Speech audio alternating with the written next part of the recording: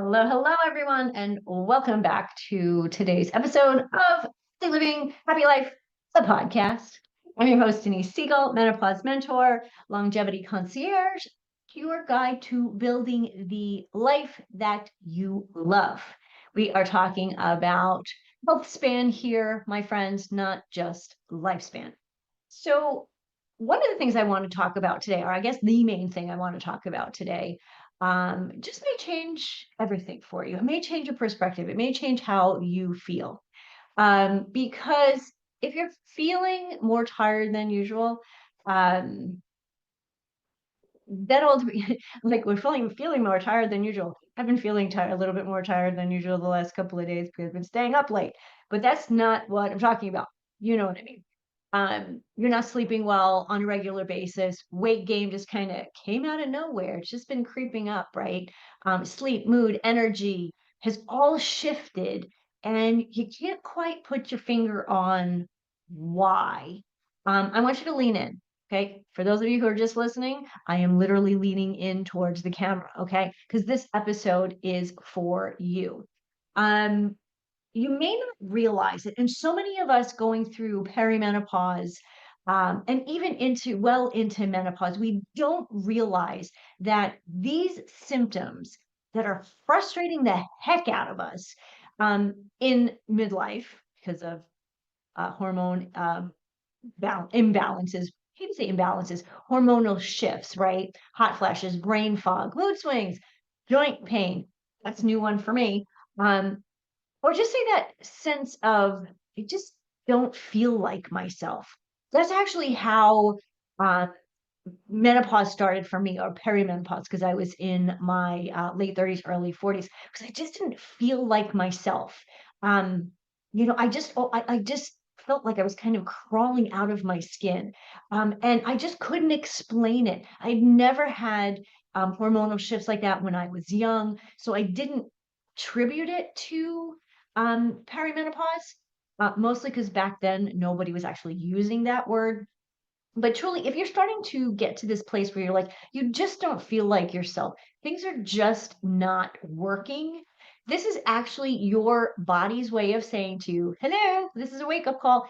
It's time for something different. You need a different type of support, or you need to support your body in a different way. And the word support is really important here because, in a roundabout sort of way, that's what we're going to be talking about.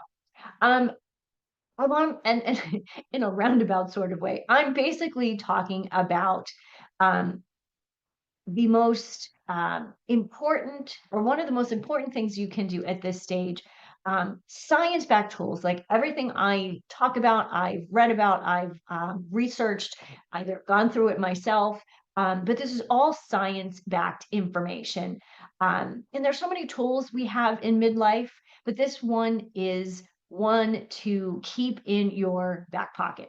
Not quite literally, but this is strength training. Okay, strength training is your friend.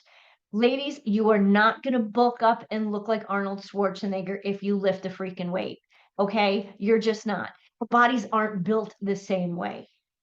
Definitely, he looked pretty good back in the day, but definitely did not want that kind of body. But women don't get that type of body with the type of resistance training or strength training that I'm talking about. So why does it matter more than ever? Sure, when we were young, we needed, muscle and for strength and for playing and for all the things that we did when we were young. Um, but for some reason, at this stage in life, strength training, like weight training, it sounds really intimidating. Um, Especially if it's not part of your regular routine. If you're like most women, okay, the majority of women, and I was one of these women too, you love cardio.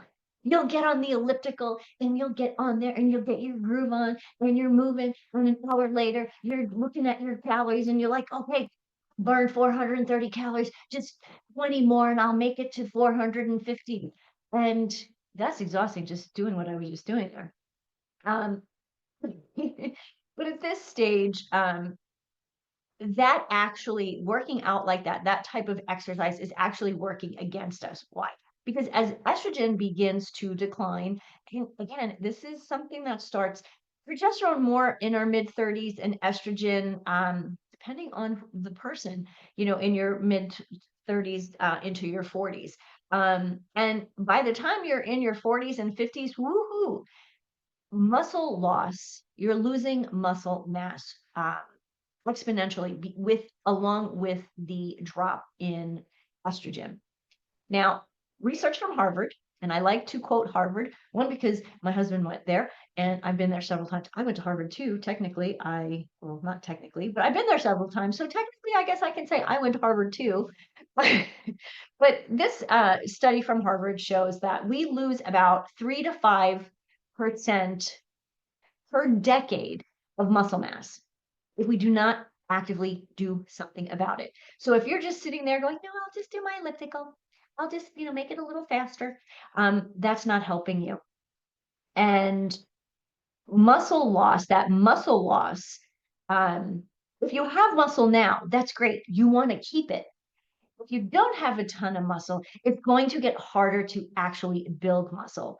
Um, and it doesn't, obviously, having more muscle, um, lean muscle means you have less fat.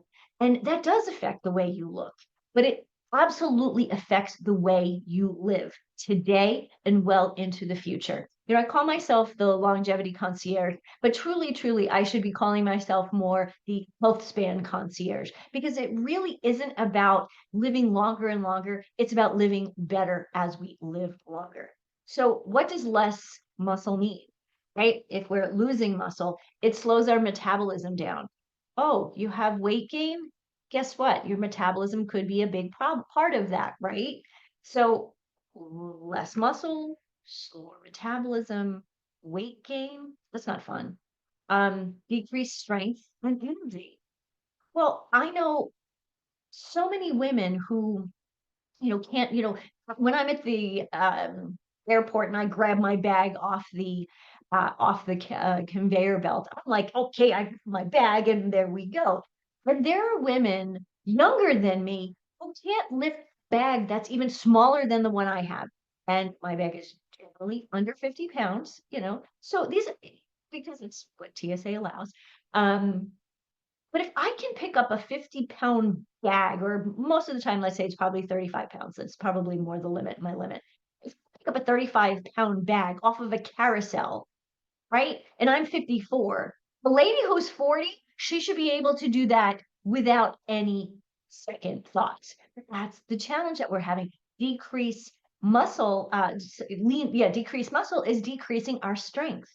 Right. And that's an extreme example. But what about just getting up off the floor? Those commercials where they say, "Oh, I've fallen and I can't get up." Now, those are generally older women, but those women, when they were our age, had they been working on muscle strength, may have still fallen, but they would have been able to get themselves up off the floor. Energy. The less muscle, the slower our metabolism is. All of a sudden, we don't have the energy to do the things that we want to do. And so you think low energy, you might be able to get sleep, right? You have no energy, you're just tired, you're going to go to sleep. But then you don't have great sleep because potentially you've napped during the day.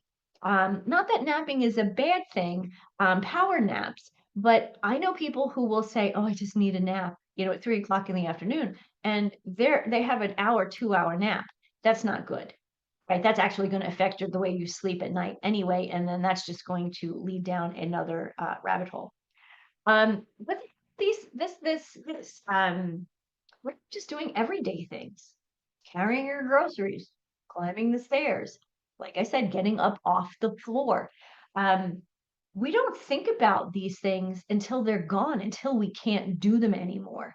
So I'm here to say, hey, we got to start thinking about this before it goes away.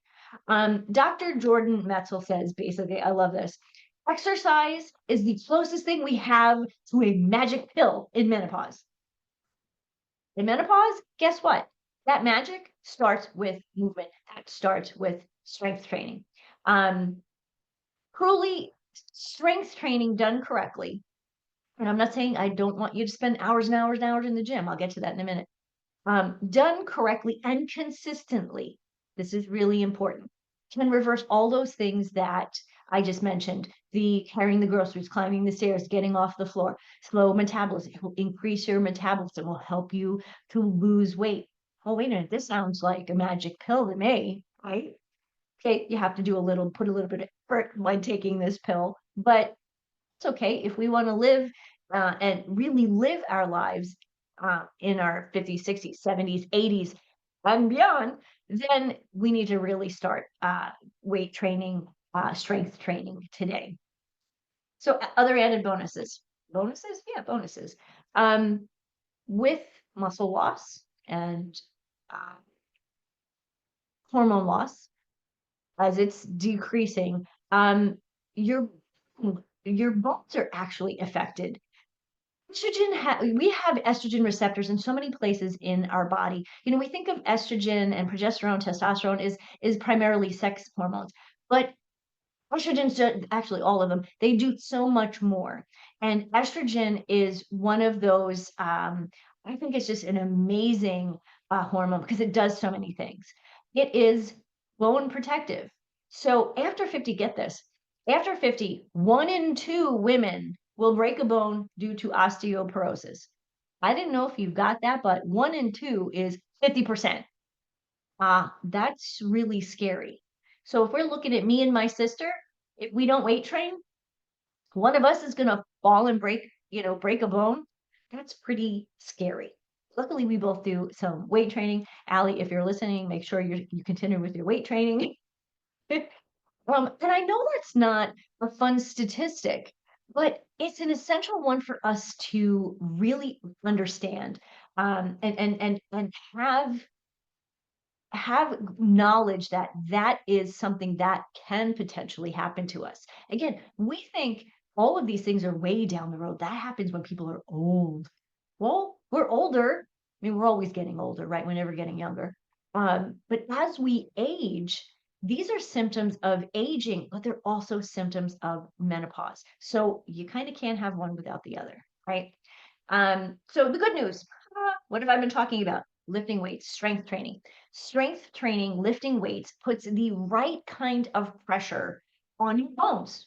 You think about it. When you lift something, I don't know what I was just lifting there. If when you lift something, yes, you're using your muscle, but you're also putting pressure on your bones.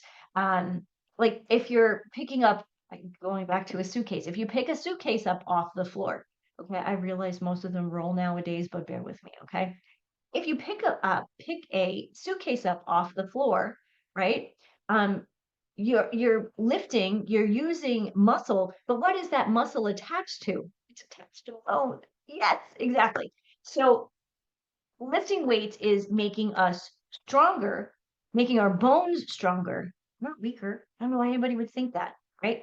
According to the National Osteoporosis Foundation, regular strength training increases bone density and reduces fracture risk. So if the National Osteoporosis Foundation is telling us that, we should really take that and run with it, right? This is not just about staying fit, right? Although that's important. This is truly about staying independent as we grow older. Again, it's that health span that I like to talk about. Um, this next piece I like to talk about is something about, it goes a little deeper. It's not physical, it's more mindset, mood, emotional, has more to do with a bit of resilience. Um, and our mood and our mental clarity, we know if we're dealing with brain fog, our mood is a little off and our mental clarity is definitely foggy, right? A lot of my clients, when they come to me, they say, they're feeling more anxious, they're more irritable, slightly depressed during this stage in life.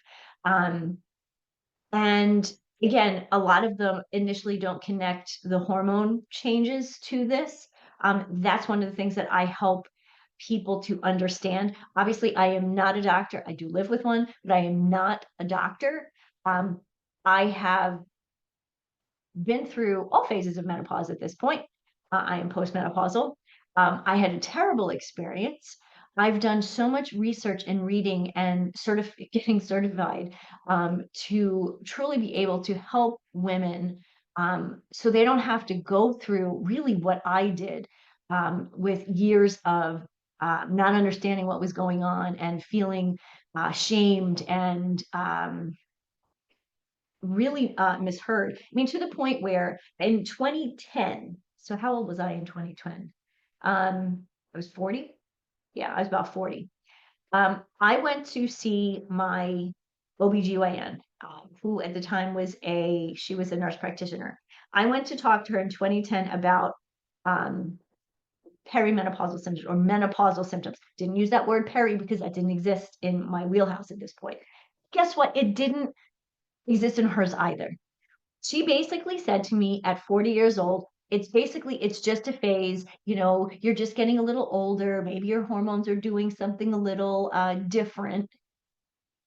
Really? A little different? What does that even mean? It didn't mean anything. It basically meant she didn't know how to help me. So my goal is to help you to understand what's going on in your body or potentially is going on in your body. So when you go to your doctor, you know the questions to ask, what the symptoms that you've really been having and how long you've been having them. Because I always say, with my clients, I always say, let's track everything, right?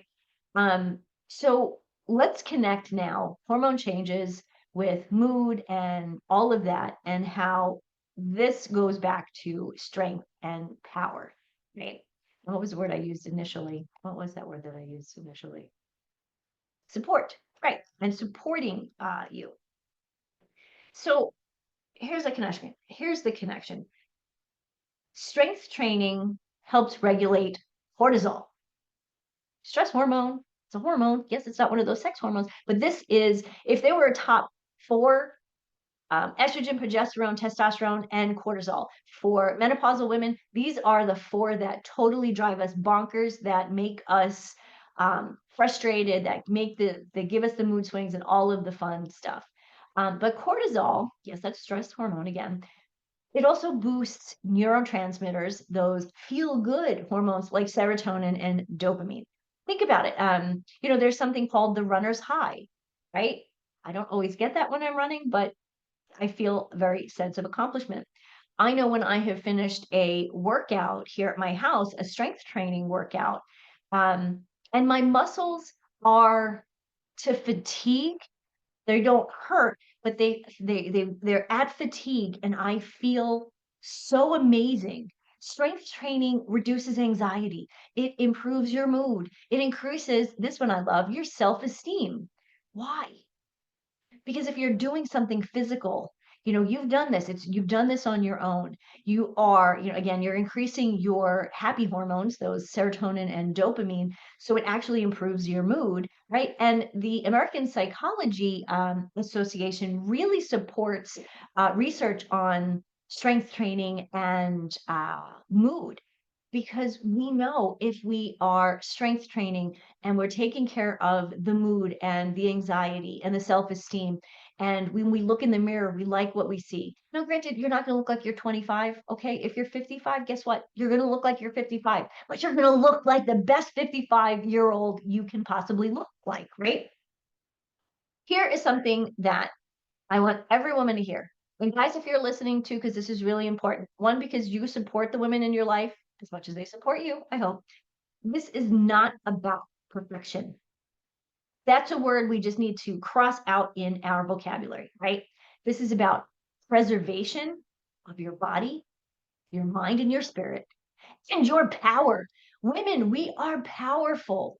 Yes, we are. We can do so many incredible things when we set our mind to it, right? And if we're in the right mindset and we feel good and we don't have any anxiety, but we feel confident, think of the power that we have in our lives, in the lives of the people we love, in our communities, right?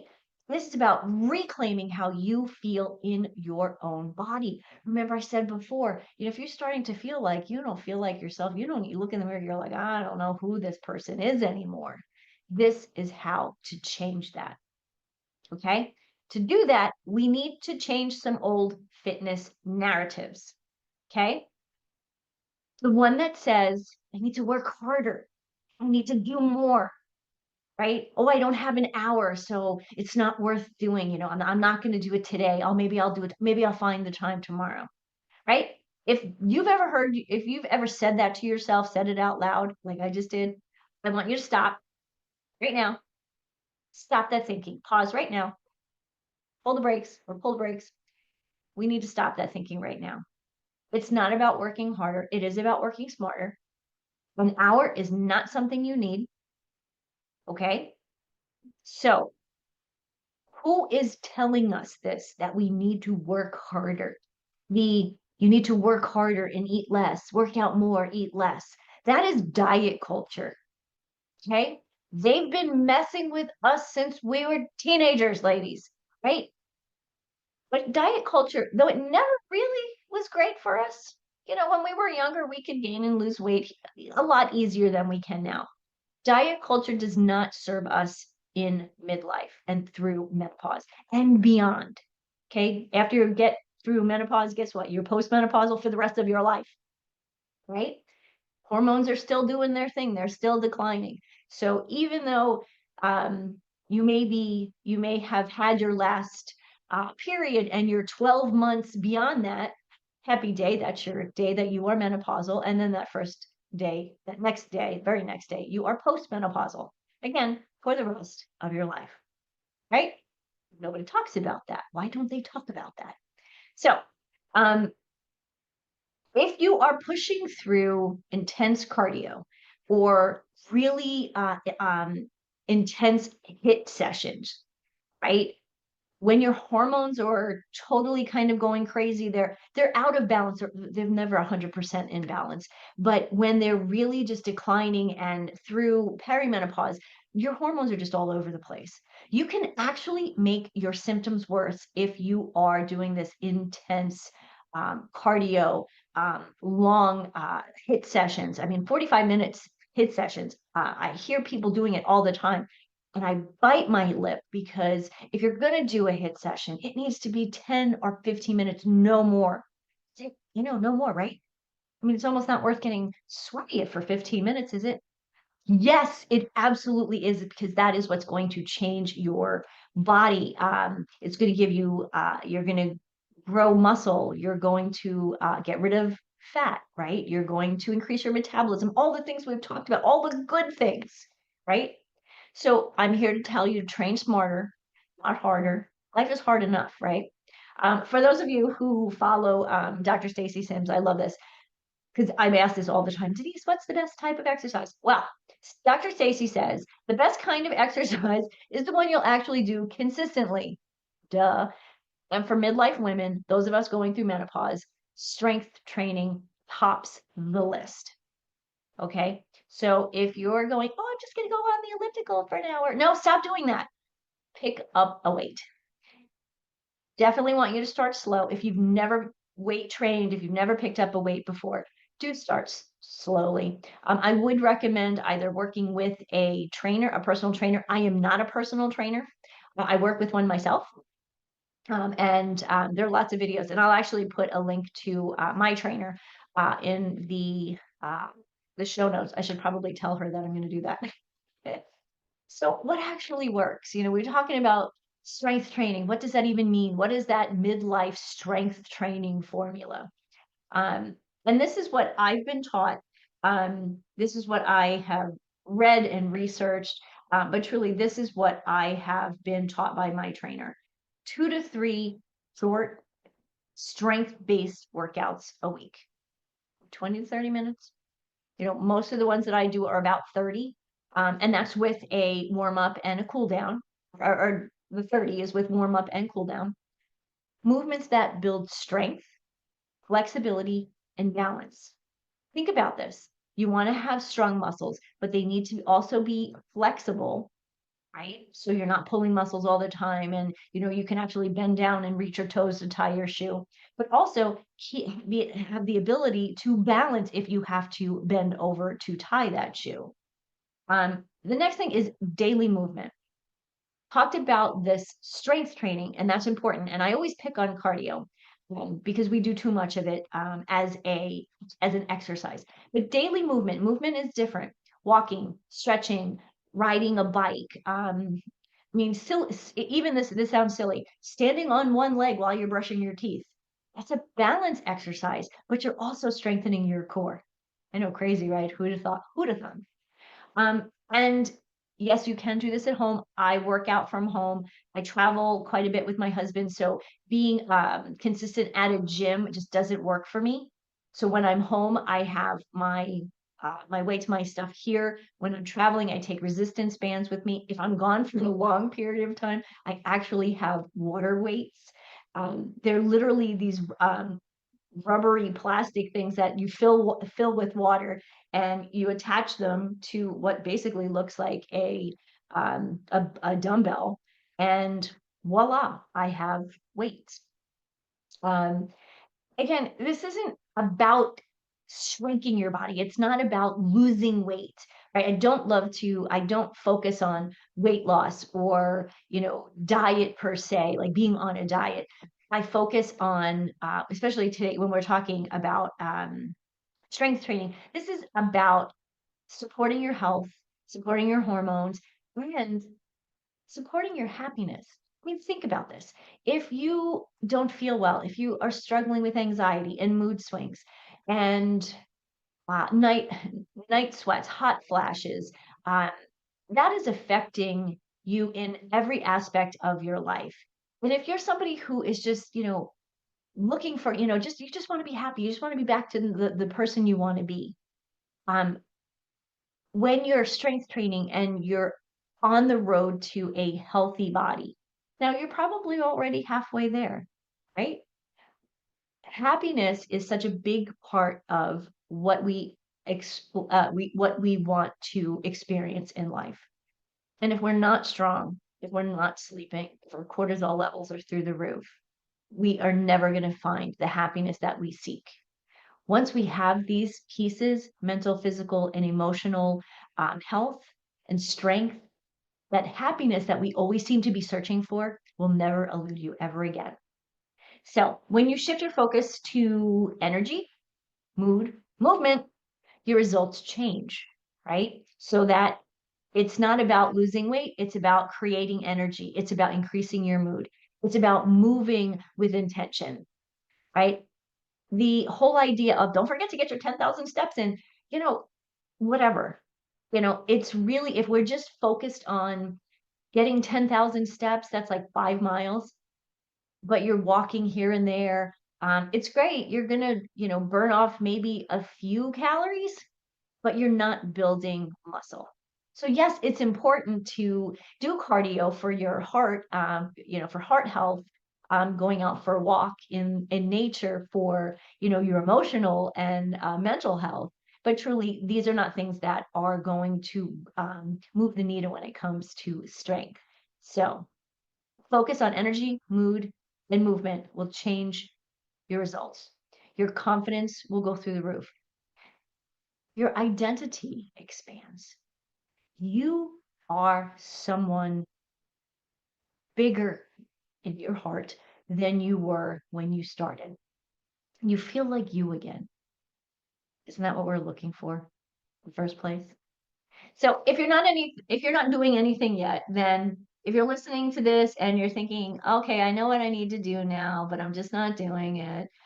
I just want you to know you are not alone. I would say half the women that I talk to going through in midlife, um, they say the same thing. Well, I know what I should be doing, but they don't. Okay, you're not alone, and it's not, don't feel bad, right?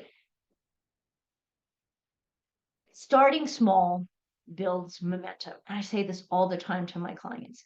Just do one thing consistently every day, right? If you can do 10 walls push-ups, not that hard. You lean your body up against the wall and you push up against the wall.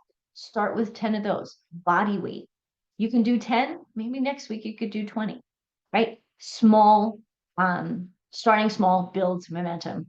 Start with 5 minutes a week or 5 minutes a day, just five. That's it. Like I said, do those 10 wall push-ups or whatever it is that you like to do. Sometimes while I'm waiting for the the coffee to be made, I will stand there and stare at it and do squats or plies or something that I know is movement, but also creating some muscle as well. So again, start with 5 minutes, just 5.